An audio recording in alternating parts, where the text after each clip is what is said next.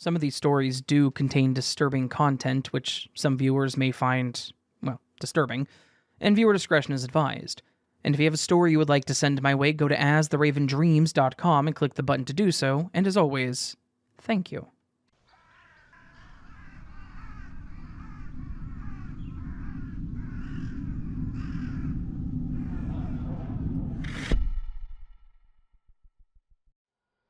Back in 2018, my best friend and I made plans for our first spring break style road trip. We had both pretty much grown up together since middle school, and we knew what we wanted to do after graduating. I wanted to become a teacher and her a veterinarian, so we hunted for the best school that could work for both of us so we could still be close. However, the school was in another state, so what else do we do but also find a place to share, which even saved us some money. We actually budgeted pretty well. We always pulled out the money we needed for rent and other bills so we knew it wouldn't be spent. However, between work and school, we didn't have a lot of time for play.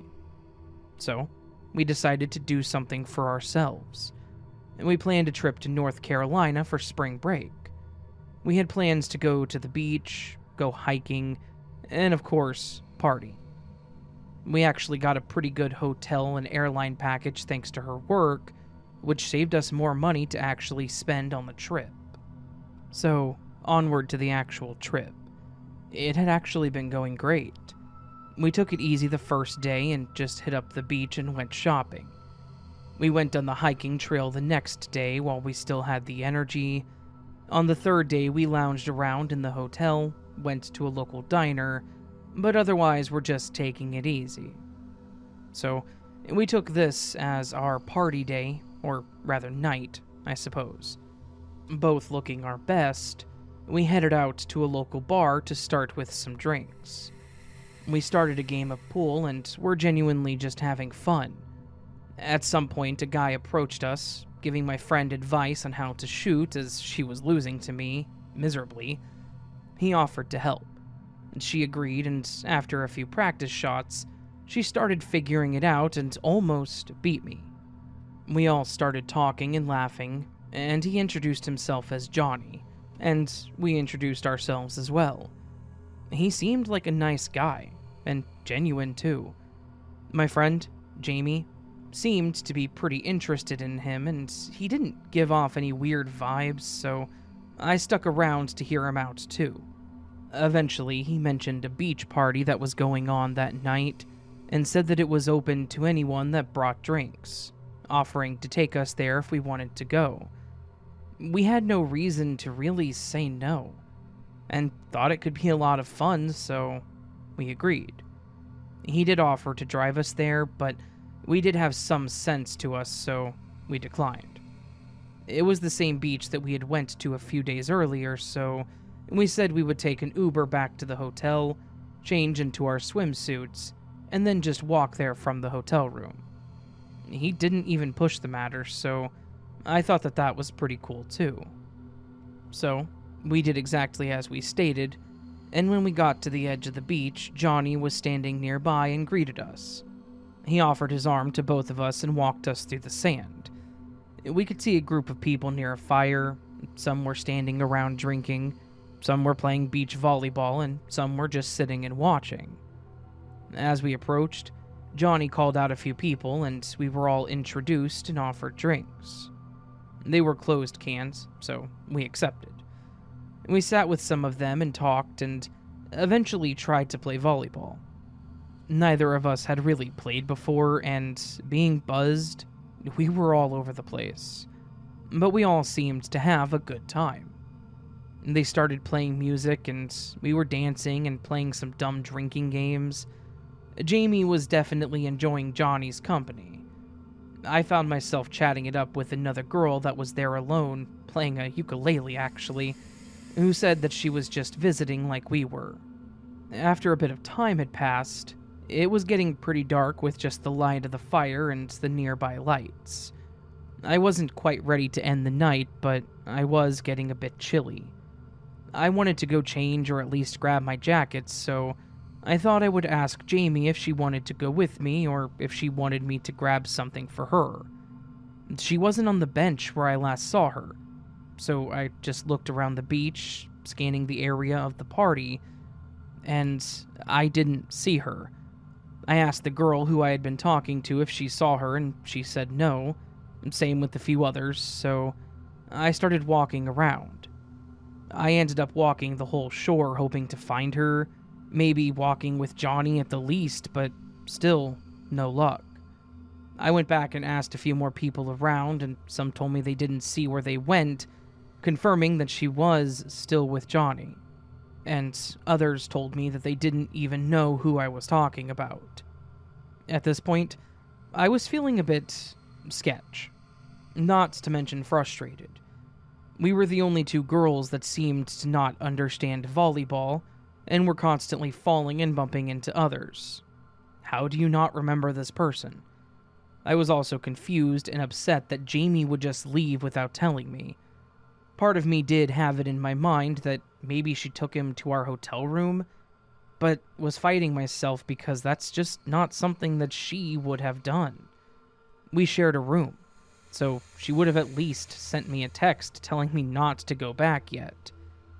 So, I decided to risk the embarrassment and went back to the hotel room alone. I texted her asking where she was and that I was going back to our room, hoping that maybe a warning might help or that I would at least get a response. Yet, I got nothing by the time I inserted my room key into the door. I wish that I could say that I found her passed out in there, but instead, what I did find made my heart drop. Our room had been ransacked and torn apart. Clothes were everywhere. The drawers were open. My purse was open and my wallet was missing. Jamie's entire purse was missing. We even had one of those book safes that was in my luggage that had been broken open. We kept our extra emergency funds in there in case anything happened. I was devastated and terrified. The only thing I had of value on me was my phone, a little cash, and my ID. And thank God that I took that with me. But more importantly, while the room looked like this, Jamie was still missing, and she never responded to my text. I immediately tried calling her while I was in the room, but her phone went straight to voicemail. I was terrified and felt sick to my stomach. I was in a state that I didn't know, surrounded by complete strangers. Most of our stuff was gone, and the one person that I did know was missing. In between crying, I ran down to the front desk to report the state of the room and to call the cops. The hotel staff made a report, and when the police arrived, I told them about Jamie and our whereabouts. When they went up to our room, they concluded that it hadn't been broken into and that a key had to have been used. Thankfully, they had cameras in the halls, and they went to check the footage immediately. To my horror, I watched as Johnny approached the door, used the key, and went in. Alone. Jamie was not with him. Because of this, the police thankfully agreed that it was suspicious and started searching the area. Some checked all the cameras to see if she wandered off somewhere else. Some searched all over the hotel and the beach, and I even rode with one as we searched the nearby streets and stores. No luck. I was inconsolable as they took me to the station to make a more in-depth report. One of them then drove me back to the hotel, and, surprisingly, they offered me a new room since one of the keys was obviously stolen. I accepted, thinking maybe that she would show up in our old room, or maybe Johnny would come by again and we would be able to question him. That was a sleepless night. I kept calling and texting her phone, hoping that she would eventually reply, but I got nothing. We were supposed to be leaving in 2 days, and I was not going to leave without her. I had so many thoughts going through my head, not to mention the fear and sadness of putting my best friend in a horrible situation.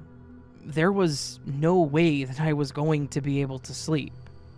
Then, early that next morning, I think it was around 4 a.m., I got a call from the detective saying that they thought that they had found her. They said a woman showed up at a local hospital in a state of stupor, and due to other things they noticed, they called the authorities to report the incident. I took an Uber to the hospital where I met the detective, and they took me back to the room to identify her. And thank God, it was her. She was awake and very aware of who we were, where she was, etc. And then she told me what all happened. She told me that after several drinks, she and Johnny were walking around the beach when they both made hints to go somewhere else.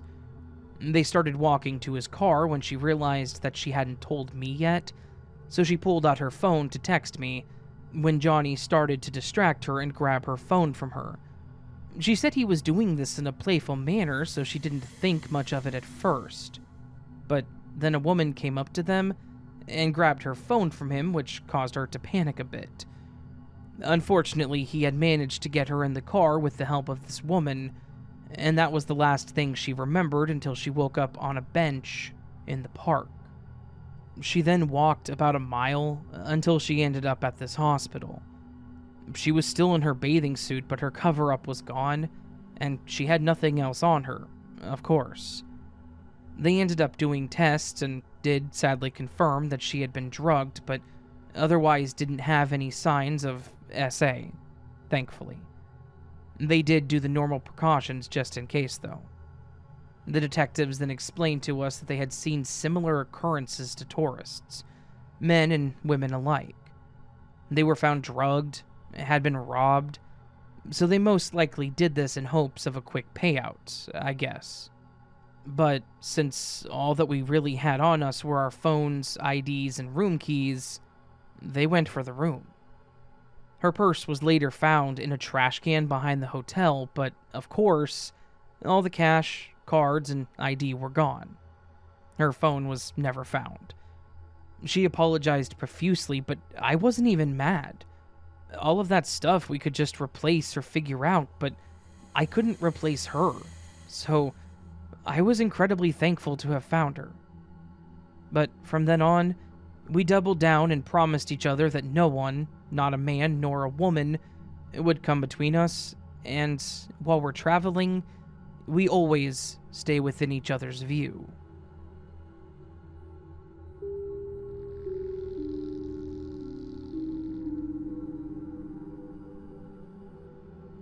Hi there. So, this was something that happened to me when I was traveling alone. I had lost my partner of 8 years after a long battle with an illness that they'd had, which caused me to take some time off to try and heal to find myself again. I decided that during the spring break, I would move from Mass back to my home state of Oklahoma to be close to my mother. On the way there, I made some planned stops at places that my partner and I enjoyed or were memorable for us, as a way to honor them. One of those places was a state park.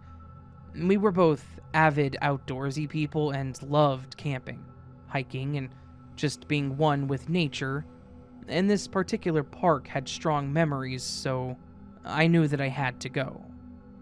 Once I got there, I called my mom and let her know that I was there, stuffed my phone and my keys in my backpack, and marched on. The sight was beautiful, especially early mornings in spring, when you could still see the dew sitting on top of the grass and kind of hanging above the rocks. I was able to just take in the sights and let anything out that I needed. A woman that I was passing actually snapped a really great picture of me by an overhang that I still have to this day. I saw a few people on my hike who were willing to share their stories and wish me well on my journey. It truly was a therapeutic experience for me. I was and always will be a very giving person, and willing to help those in need that I come across too, so when I made eye contact with a man that seemed a bit distraught, or maybe just overwhelmed, I stopped and asked if he was okay. When I approached him sitting on the edge of this cliff with his feet dangling, I noticed a very strong alcohol smell. He said he was fine, but just asked if I had water. I always carried an extra bottle, so I just gave him the whole thing, telling him to keep it. If that man was out there drinking, then he was going to need water. I don't know how many people would have stopped for him, let alone give him water, so I did. He thanked me, and we had a small conversation. He told me that he used to go there with his parents when he was younger, and that he was just struggling at the time. I didn't want to make it too mushy, but I tried my best at a small inspirational speech for him, to which he seemed to cheer up a bit. He then asked me if I was single or if I wanted to get drinks, to which I politely declined. I didn't want to bring up my partner, but just said that I wasn't looking for anyone at the time. He shrugged it off and seemed to handle it well by laughing. We then shook hands, wished each other well, and I carried on my path. At one point, I stopped at a small stream and splashed some water on my face and rested. While sitting there, I started getting this feeling like I was being watched. This was a bit off the path, so I rarely saw people over here. I looked around and confirmed that no one was around, so I assumed it was either just me, or maybe there was an animal. I was, after all, in their territory, so I decided it would be best to move along. I got back to the path, and after a bit, that following feeling started to come back again. I again looked behind me, and I didn't see anybody, but that feeling would not go away. My instincts were starting to kick in and overwhelm me, so I sporadically made the decision to break into a run to see what would happen. It was probably a stupid idea, if it actually was an animal, but I really just wanted the feeling to go away. After a bit, I slowed down to catch my breath and again looked around, not seeing anyone. But this time, I heard heavy breathing. That path is not easy if you don't take steep inclines like that on a regular basis, so I looked around a little closer and walked back towards a large boulder. On the other side was that same guy that I saw earlier. When I saw him, I didn't know what to do other than ask if he was okay again. He again chuckled and said yes, but seemed like he meant it more this time. I asked him if he was following me in a joking manner, to which he replied that he wasn't intentionally, but just wanted to catch up to me to thank me again because it meant a lot to him. I told him it was no big deal and that I was glad to help. After some awkward standing around, I then said that I had to get going. He waved me on and I headed out, thinking that this was a bit awkward, but at least it was solved and over with. But as I made my way to a part that loops around, I started getting that same feeling of being watched. I was a bit less worried this time, expecting it to be the same guy, but saying I was a bit annoyed sounds too harsh. I'm really not sure how else to put it, though. I wanted this experience to release any emotions that I had been holding back. Yeah, I stopped and talked to a few people, but I wasn't really here to meet new people. I wanted to be able to continue this journey on my own. I continued on this time thinking that maybe if I didn't stop to pay attention to him, then I wouldn't have any more run-ins. Yet, because this circled around, we ended up walking towards each other. This time, I just smiled at him and tried to keep walking, but was startled when he grabbed my arm. I've never experienced anything like this, so I didn't know what to do but look at him. He told me again that what I said really meant a lot to him and that he wanted to make it up to me. I told him it wasn't necessary as I was just being nice. I tried pulling my arm away as I said this, but he only grabbed it tighter. I started becoming a bit scared for obvious reasons, and he picked up on this as he looked at me, smiled, and asked, "Are you scared?" This made me sick to my stomach. There was no one else around in this secluded area but us. What the hell was he planning? Why would you even say something like that? While choking back tears, I managed to just say, "Please, just let go of my arm." After a few more seconds of staring at me and smiling, he finally did let go and started laughing. I didn't waste any more time and I quickly ran. I was familiar with the path and I knew that I still had a bit to go before I got back to the entrance, but I remembered that there was a small opening in the trees to a field with a few benches where families typically stopped at to take pictures or have lunch. I was just praying that I would run into some people and that hopefully I would be able to just walk near them so that I wasn't alone. Thankfully, I did come across the spot and there were a few people there. I tried to calm down and look like I was just there to rest, as I didn't want anybody to be worried about me. I sat at the bench and looked around, concerned that he may show up and cause another scene, but thankfully he never did.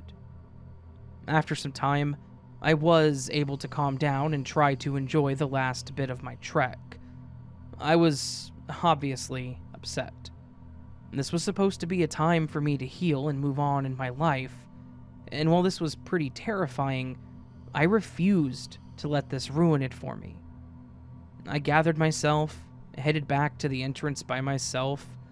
I started a brisk walk until I was back into my jog, and then I finally reached the entrance. I stopped by the restrooms to freshen up before I was ready to head back to my car, but as I exited the restroom, I, of course, would make eye contact with this same guy heading into the shop. But he looked slightly different. He'd lost the old dirty jacket that he was wearing, and the jeans he was wearing now looked like they'd been cut at the knees. Could he have changed them? Quite possibly, but since they seemed jagged and uneven, they looked intentionally or sporadically cut. And, of course, as soon as he noticed me, he stopped and turned like he was about to walk towards me. This time, I was not going to lie down like a scared little girl. I rolled my eyes and immediately turned around to walk to my car with my keys clenched between my fingers. I heard someone shout, "Hey!" from behind me, but I didn't stop. I didn't even turn around until I heard the footsteps getting faster, causing me to run as well. I managed to get to my car, get in and lock it as he finally caught up and started pulling on the door handle. When he realized it was locked, he became enraged. He kept screaming to open the door and was banging on the window and kicking the door panel. It didn't last long before a ranger noticed and came rushing up to us as well, but he took off. They didn't catch him, but he did stupidly run backwards into the park, so he would have to leave eventually. The ranger asked me what happened, and I agreed to stay to tell an officer. Throughout this whole time, they never found the guy, so I ended up leaving and giving them my contact information if they had any other questions for me. I left there relieved for multiple reasons. Relieved that I would never see that man again, but also relieved that I made it through the trail alone for the first time. It felt like a weight being lifted off of me. Like I was being tested and I passed it, and this was just going to make me stronger. I even got a call from an officer telling me that they did catch the guy, and since the ranger had saw him, I didn't have to come back to identify him. They also told me that he had warrants, so he ended up going back with them anyways. Overall, I felt like the trip was successful, and I was already feeling better. I'm not going to say that it's made me more suspicious of people, as I still look for the best in others, but I'm also mentally stronger and know how to handle situations better, both physically and mentally. And to the guy that I met that day, I hope that you are truly doing better.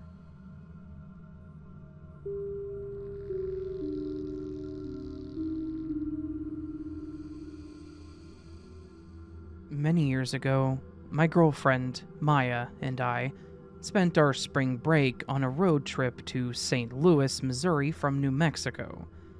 We wanted to see the Gateway Arch and check out some other sites nearby. She also had grandparents that lived in the area, and they welcomed us to stay with them while we were there. This gave us a bit more wiggle room in our budget and helped us greatly. We planned on leaving super early to get a head start on traffic and taking turns driving and sleeping so that we could save more time and money on hotels. which did work out in our favor. Well, for the most part. Most of the drive went smoothly. We had printed out our drive and directions and even planned our stops. And yes, I said printed directions. This should tell you how long ago this was.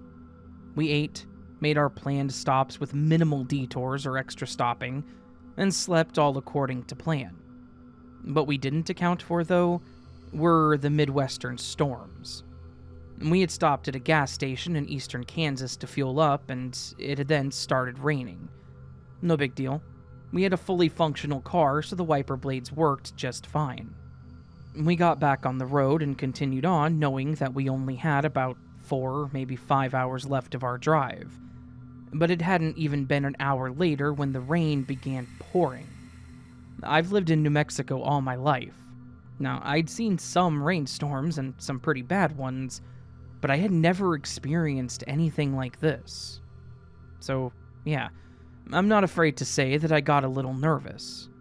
Maya, however, wasn't as concerned and just offered to drive if I wasn't comfortable. Seeing her calm demeanor did help calm me down some, and I continued on. Unfortunately, the rain would not let up, and it became louder as it hit my car. That's when we realized it wasn't just rain. It was also now hail. I have never seen hail so big in my life, and still haven't since. It became so loud and heavy that I thought it was going to smash my windshield. I couldn't really hold back my fears, so Maya suggested that we pull over so that she could drive. This time, I agreed. We pulled into a gas station and I went in asking to use their phone. Maya didn't have a phone and I just had a prepaid one that I was trying to save the time on in case of emergencies. I called my parents and let them know where we were.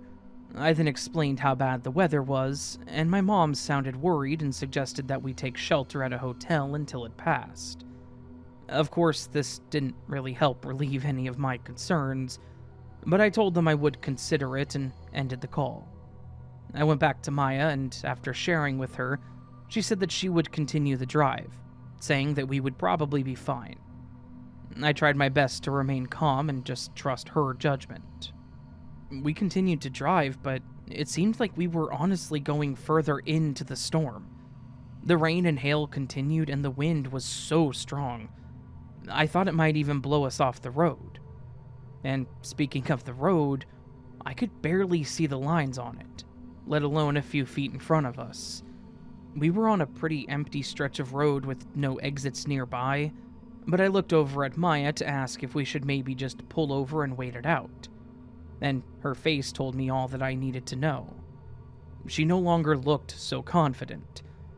I pleaded with her to pull over, and she agreed. We were now on the shoulder and parked, and we sat there in the dark and silence just trying to decide the best thing to do. I grabbed my phone from her purse to at least call her grandparents, or my parents, with an update, and of course I didn't have any signal. It was a bit disconcerting to see, but I told myself that we were parked, so we should be okay. We tried keeping each other calm by just talking and occupying ourselves, which did start to work. We probably sat there for about 30-45 minutes when we noticed that the hail had stopped. It was still raining pretty hard, but since the hail cleared up, we could see the road a bit better and decided to give it another go. But as it goes, there's always something. Now, the car wasn't moving. It started just fine, but it appeared to be stuck. We got out and checked, and sure enough, the tires on the passenger side had sunk into the mud. This road didn't have any sort of barriers on the side, so it just went from road to grass and dirt. I tried pushing it while Maya steered, but it was not budging. Then, when we finally got some movement, it began sliding more into the shoulder, almost like it was fishtailing. Sorry, I'm not good with cars at all, and I'm not sure how to better describe it. At this point, there was no way we were going to be able to get the car out alone. We got back in the car, now soaked, and grabbed our beach towels from our bags. Cue the worried feeling again. Now we were definitely stuck in this storm, in seemingly the middle of nowhere, late at night, and we had no real options. I still didn't have a signal on my phone, and neither of us had any other ideas. I just really hoped that we weren't going to start hearing the tornado sirens. We just grabbed some snacks from our food bag and tried to wait it out and hoped for the best. Honestly, this whole thing took a lot out of us. Not to mention the whole drive prior, so we both started getting pretty drowsy. As we were laying back, trying to relax and just stay calm, we saw lights coming from the opposite direction towards us. To our surprise, they actually slowed down, stopping next to us, and they rolled down their window. It was an older man in a pickup, and he said probably the best thing I had heard that night. "Y'all need some help?" We probably should have been a little hesitant at first, for the reasons mentioned above. Middle of nowhere, stranger, dark road, etc., but we were so desperate that we decided to take the risk. The man got out of his truck, put some kind of board between my back bumper and his front, and pushed my car while Maya steered it. It came out like it was nothing, and the man's truck plowed right through the mud, too. By the end of it, we were all completely exhausted, soaked and freezing, but finally, with the man's help, we managed to get our car back on the road. He even followed us to the next exit, which had a McDonald's, to make sure that we made it out okay. We were incredibly grateful to that man. He could have kept on driving, he could have been a creep, and we would have had nowhere to go. But instead, he stopped, and he helped two dumb girls stuck in a ditch. We tried to pay him as a thank you, but he refused and said that he was just happy to help. We went in and used their phone to call my parents and her grandparents to give them an update, and then decided to sleep in our car in the parking lot for a few hours, hoping that by the time it was lighter out, the rain would have dissipated. Thankfully, it did, and we made it to her grandparents' place with no other issues. Overall, it ended up being a great trip, but I told Maya that I would never again drive anywhere with her in the rain. Only partially joking. But it was also nice to see that there are still good people out there that are willing to lend a hand.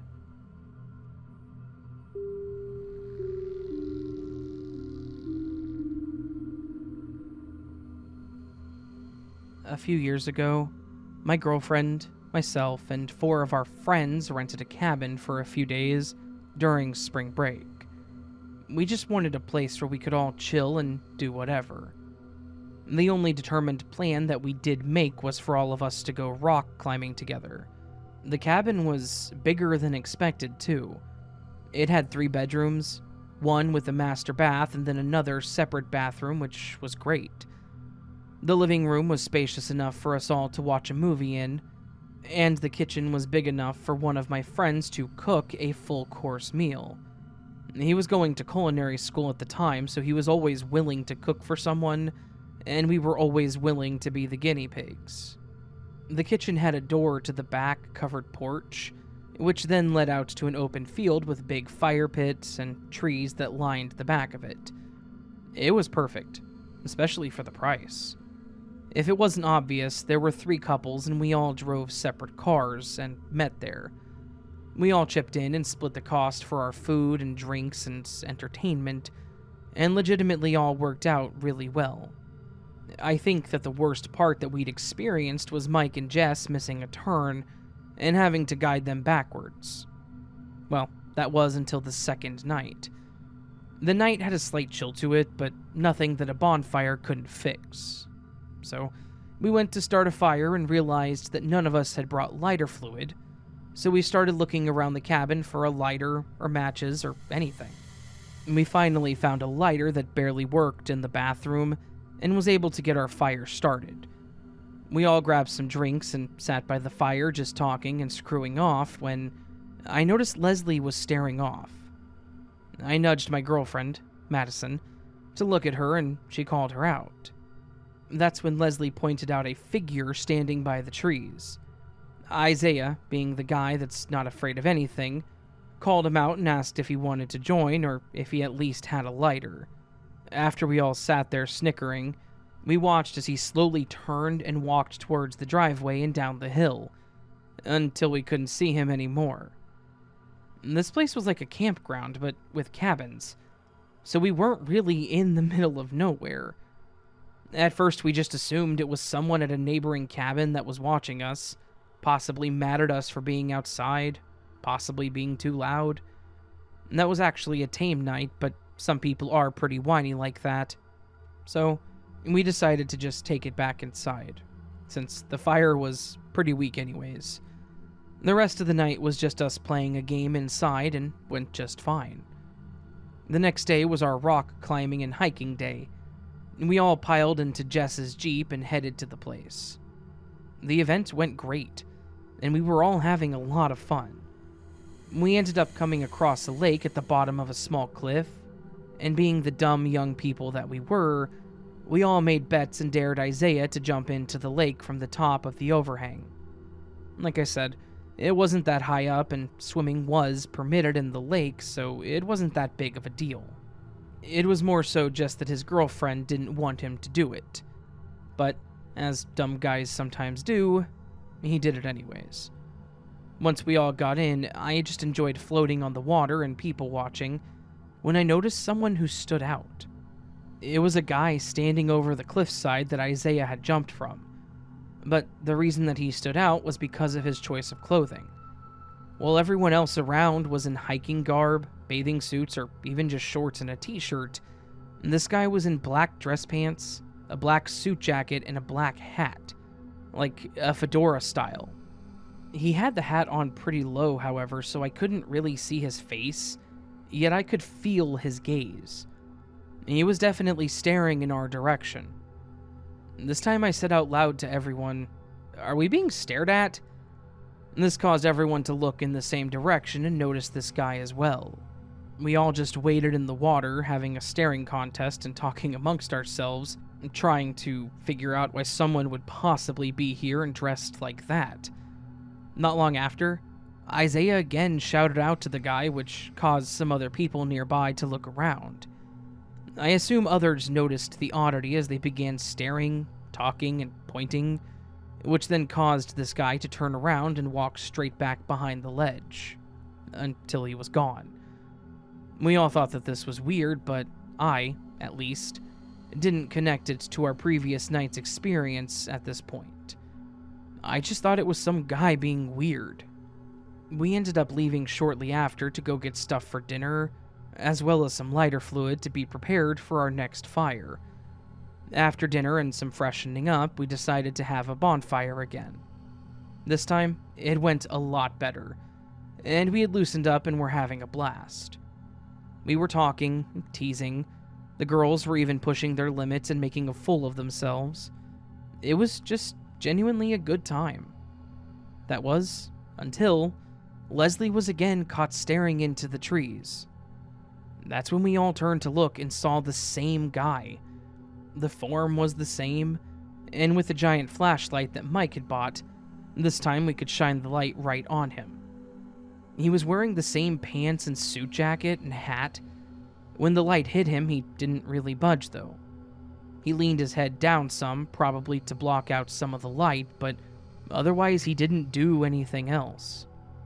Isaiah, again, yelled at this guy, but this time it was a bit more threatening. I don't really blame him though. The girls were getting pretty nervous, and this guy had obviously been following or watching us. But this time, after a bit of shouting, I think most of us started feeling uncomfortable with the situation and all agreed to go inside. Once in, Madison actually called the cabin management office and told them that someone was being creepy around our cabin, and they said that they would send someone out to take a look. The rest of the night wasn't as eventful as the staring guy kind of made us sober up some, but we did watch another movie until some of us started getting drowsy. Leslie and Isaiah went to their room, Madison went to bed before the second movie ended, and I followed after it was over, leaving Mike and Jess in the living room. Mike was already snoring, so I assumed they weren't going anywhere. I don't know the exact time that it was, but I know it wasn't more than an hour or so after I went to bed that I woke up to a piercing scream. Madison had been startled awake too, and after confirming that it wasn't her, I ran out of the room to find out what the hell had happened. I found Jess screaming in the living room, the front door wide open, and Mike was gone. She then explained that she woke up to a scratching sound, and when she looked at the window behind the couch they were on, she saw someone trying to open it, or at least standing at it. She then said that Mike ran out the door to catch the guy. Isaiah and I ran out after him, but found him shouting towards the trees. When we caught up to him, he said that he'd caught up to the guy and knocked his hat off, but the guy fought back with pepper spray or something to the likes. He said that something hit his face, which made his eyes burn, and it was really hard to breathe. We brought him back to the cabin, and this time we called the cops and the office people. This time Madison was not anywhere near as nice. The police actually showed up pretty quick and took our report, and then looked around the cabins. They even went to a couple nearby and questioned those people too. They, of course, never found the guy or his hat. This guy was most likely brazen enough to go back and get it and still miss the cops. Jess took Mike to the hospital, and Madison agreed to go with her while the rest of us stayed behind. We never saw the guy again that night, but none of us went back to sleep either. After a few hours, the others came back and confirmed that it was just some sort of pepper spray, so he was going to be alright. But the trip had kind of been ruined. Jess, Leslie, and Mike were definitely not interested in staying the rest of the trip. No one could blame them either. After some talking, we ended up packing up all of our stuff that night, and the other 4 took off. Madison and I were pretty shaken up too, but we still had this booked for one more night, and she really wanted to give the front desk people a piece of her mind. I guess they didn't seem too concerned about the situation when she first called, and yeah, they probably should have been because it was their property that could have been damaged. And so, we put all of our belongings in the bedroom, locked the doors, and tried our best to sleep there. The next morning was exhausting, as we didn't really sleep much. Management did call us to apologize and said that they couldn't give us a partial refund, but they did offer to move us to a different cabin. After informing our friends, they told us to enjoy, but they didn't want to come back. They did move us to one that had an indoor hot tub, so I guess that was pretty cool. We didn't have another run-in with the guy, but they also never found him. We still, to this day, have no idea why he targeted us, or what his intentions even were if he were to break in. And the fact that he had the pepper spray makes me think that he had intentions of using it, or, at the very least, thought he was going to need it. We haven't been on a trip with the others since, but we do all still hang out, and we remember that creepy spring break that got ruined for us.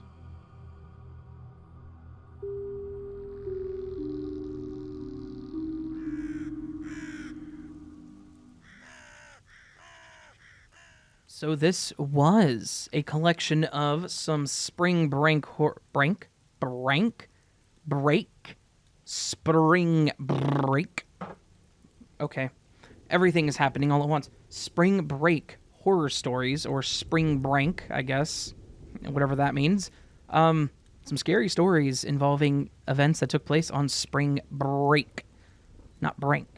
Spring break. Yeah, some good scary stories. Some different ones this time around. Some ones that were not of the normal, I suppose, which is nice. Especially the Midwestern Storm one. The one by Sheriiiii with the 5 eyes. It's nice to have a scary story that isn't person-related, even paranormal to any extent. Just overestimating what you can do and ending up in a situation where things don't look good. But, well, like they said, it's nice to see that there are people out there willing to lend a hand, and I'm assuming my audience would potentially be that in that group of people that are willing to lend a hand if they saw someone stuck on the side of the road in a massive rainstorm. Especially in the Midwest, we get some really bad storms, so yeah. Anyways, hopefully you all enjoyed this collection of stories. If you did, well, good news, everyone. There will be a second collection of spring break stories this month, 2 weeks from this week, assuming nothing goes wrong. Now, we here at As the Raven Dreams like to make plans. And it seems every time we make these amazing plans to do things well, something stops me from being able to do them. Well, at least since the end of last year, that's been happening. So let's all push that positive energy towards being able to do what we're planning on doing, okay? Let's just do that. Anyways, friends, if you enjoyed the video, please do hit that thumbs up button. If you're new to the channel and liked what you heard, hit the subscribe button. If you really liked what you heard and are feeling ever so bold, go down below and go down below and leave me a comment. Go down below and leave me a comment. Not a comet. Comment. Yeah. Or just an emoji of a comet, I suppose. I don't know. I'm kind of just embracing my mess-ups here. Anyways, there's also super thanks where you can leave a tip for the channel. You can also join memberships or Patreon for early access for content like this, or just to support the channel further. Always appreciated, never expected. I'm done. Y'all have a fantastic day. Hope your weekend's going beautifully, and I hope I see you again on the next episode. But until then, friends, remember you are loved, you are valid, you are important, you're the best you that you can be. Never let anyone tell you otherwise, or never forget it. And, my friends, with all that said, until I see you again, much love, and sleep well.